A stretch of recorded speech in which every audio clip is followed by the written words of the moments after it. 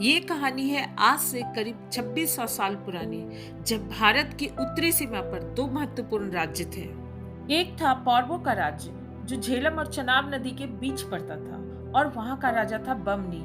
और दूसरा राज्य था तक्षशिला का राज्य, जो आधुनिक अफगानिस्तान में पड़ता है, और वहां का राजा था आम्बीराज। इसी तक्षशिला की राजकुमारी थी अनसुईया, जो आम्बीराज की बहन थी। राजकुमारी अनसुईया और उनकी दूरदर्शिता के बारे में हम में से बहुत लोग नहीं जानते हैं, क्योंकि इतिहास में इनकी चर्चा बहुत कम हुई है। नमस्कार, मेरे चैनल हिस्ट्री एंड मैथोलॉजी में आप सबों का स्वागत है। आज हम रानी अनसुईया और उनके अपने देश भारतवर्ष के प्रति प्रेम और 2600 साल पहले भारत को विदेशियों से बचाने के लिए उनकी दूरदर्शी सोच और योजना के बारे में चर्चा करेंगे।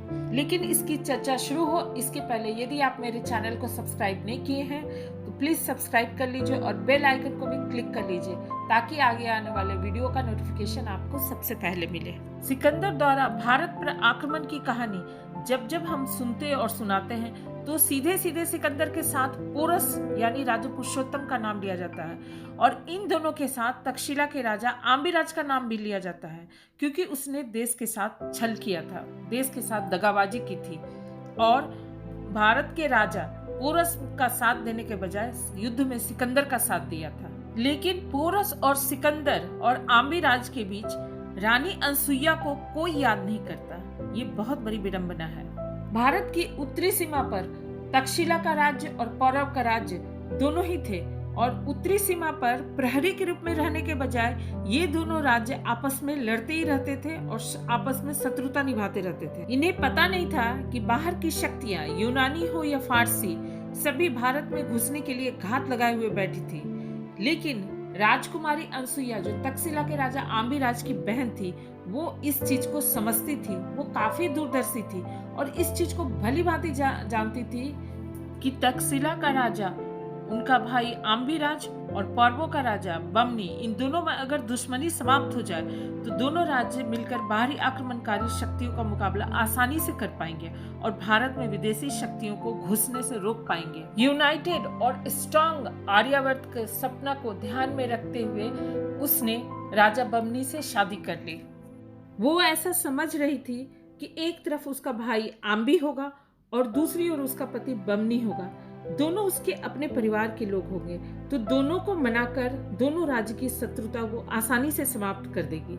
लेकिन ऐसा हुआ नहीं। पौरवों का राजा बमनी ने राजकुमारी अनसुईया के विवाह प्रस्ताव को इसलिए नहीं माना कि वो राजकुमारी अनसुईया से प्रेम करता था, बल्कि उसने राजकुमारी अनसुईया से विवाह इसलिए किया कि वो राजा आम्बीराज को नीचा दिखा सके। लेकिन ये बात भी सही है कि शादी के बाद जब राजा बमनी को अनसुईया के यूनाइटेड और स्ट्रॉन्ग आर्यावर्त के सपने और उस सपने के प्रति समर्पण का पता चला तो वो बहुत खुश हो गया, और उसके मन में रानी अनसुईया के लिए सम्मान बहुत बढ़ गया, और वो तक्षशिला के राजा आम्बीराज से रिश्ता सुधारने की कोशिश करने लगा। लेकिन बमनी और अनसुईया की शादी से अनसुईया का भाई, जो तक्षशिला का राजा था आम्बीराज, वो बहुत क्रोधित हो गया और वो राजा बमनी को नीचा दिखाने की ताक में रहने लगा। इसी समय फारसी भी भारत में व्यापार के बहाने घुसने की कोशिश कर रहे थे। ऐसा ही एक कुटिल व्यापारी था डेरियस, जो पूर्व राज्य में व्यापार के बहाने आया था, लेकिन वो भारतवर्ष की राजनीति में अपनी जगह बनाने का प्रयास करने लगा, और उसने पौरव राज्य के राजा बमनी के भाई शिवदत्त से हाथ मिला लिया और बमनी के राज्य में अपनी पैठ बनाने की कोशिश करने लगा। अनसुईया डेरियस की इस गलत नीयत को भांप चुकी थी, तो उसने अपने पति राजा बमनी को डेरियस के गलत नीयत के बारे में बताया। डेरियस को जब इस बात का पता चला तो वो बमनी के भाई शिवदत्त के साथ मिलकर रानी अनसुईया को रास्ते से हटाने के लिए योजना बनाने लगा, और उसने झेलम नदी में रानी अनसुईया को फेंकवा दिया। उस समय अनसुईया प्रेग्नेंट थी।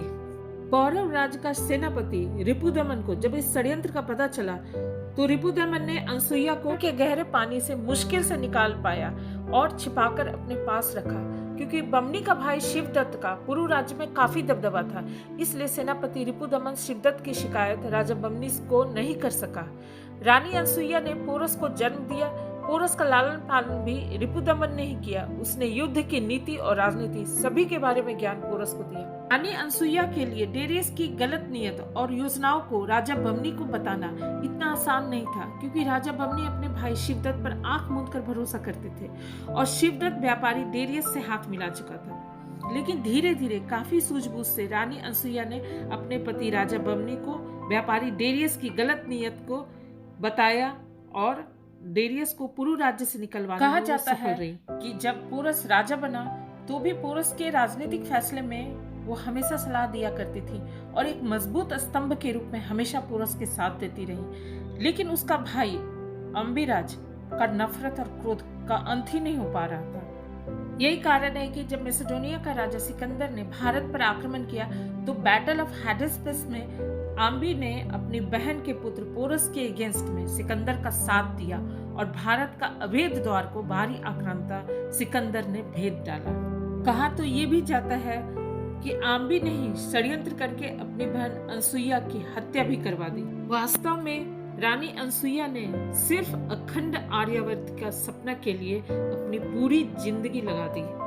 उम्मीद है आपको ये इन्फॉर्मेटिव वीडियो जरूर पसंद आएगा। अगर पसंद आए तो जरूर लाइक कीजिए, दोस्तों के साथ शेयर कीजिए और मेरे चैनल को जरूर सब्सक्राइब कीजिए। Thank you.